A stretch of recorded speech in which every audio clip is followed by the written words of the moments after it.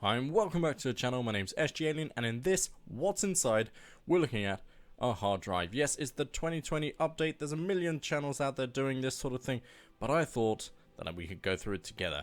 Now we've got, as you can see, 7 screws in front of us on the top casing of the hard drive, and of course everything I do from What's Insides, we basically try and salvage as much as possible. Now you're going to need a screw set like this. It's basically got multi-heads and such, and we're going to start with like a little star drive. Now, the best thing about this is we're actually going to take a magnet as we go through this, I don't want to say unboxing, but exploratory sort of dismantling. We're going to check all of the materials, so anything steel and plastic will be discarded, and anything aluminium will be saved for a later time, and then of course used to be melted down to cast some very, very cool things at a later date. And we're going to show you those in future videos.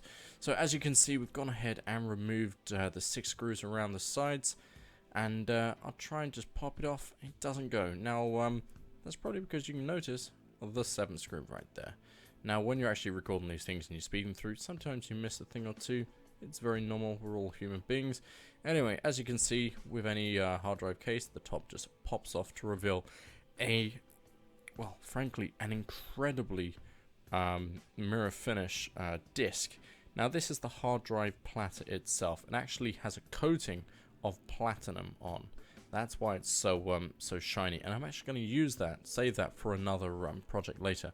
Now as you can see, I'm going around with the old magnet, and I'm just sort of finding out what pieces are metal. You see down there at the rocker cover, and in the middle they're both metal, so the screw and the rocker cover, and of course the disc itself and the center shiny disc, they're both the center disc is aluminium, and the disc itself is actually like a silica with a platinum coating or a silver coating. I forget which exactly at this moment. However, we're just going to give it a quick spin up there. You can see how free that bearing is, and that's because it runs at around about 84 RPM, which is absolutely insane. You can make anything that small run that quickly and rather efficiently too. But anyway, I'm just going to go ahead and pop this little thing out. It's quite easy. Most of this is screws. However, you will need to get a stronger screwdriver or such out and get to prying, because a lot of the parts are actually pry fitted in, or press fitted in I should say.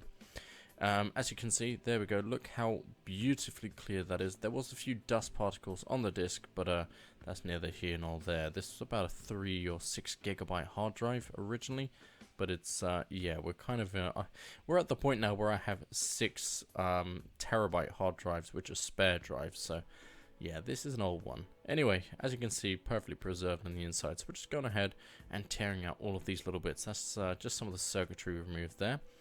And once we've dealt with that, and that's actually the rocker and the reader head. So I'm just going to go ahead and remove all the screws that I can right here. No different than what you would find essentially on the inside of a hard drive. And at points, we're going to speed through this as best we can. Now just prying up the back of that, and as you can see, that just sort of exploded off. That actually broke off. And this wheel here as well. There we go, slowed that down for you for a bit of fun. That really exploded in real time. So much so that you can't see it. So I thought, let's make it fun, slow it down for you. So now that's kind of been destroyed, I can show you very close up. There's a coil there, and actually that acts as a motor, and it actuates the head, the reader head, up and down. Now on the flip side, this is the main circuit or control board. We've got the ASIC chip and the CPU right there. We've got the SATA drive on the bottom left, and of course the power cable on the right. I'll just get rid of that and then rip off this little circuit board at the back there, the circuitry. Now I've got 2 screws down here. These 2 were, well, they were annoying. They did not want to come out and actually ended up needing a good old prying.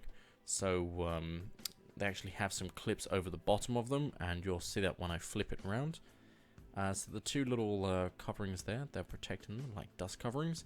But anyway, there we go with the old magnet. You actually see it moving, so I know they're metal. But I actually had to tear those off, as you just saw there, and give it a little tap, and out will pop this screw head itself. Now here we go. This is actually the spindle and bearing that the disc is attached to, and this needed quite a lot of force to get it out. So I'm not just prying it up, I'm actually prying it and twisting it. This way you can actually use the sort of the force and the leverage of the screwdriver itself. As you saw just inside there, the actual motor. So here we go. Here's all the parts I'm going to salvage, all the screws, the disc, and of course the aluminium drive. Remember to give us a like and or subscribe. We're going to keep making content like this. Frankly, it's enjoyable. It's easy. It's fun. See you in the next one. Bye for now.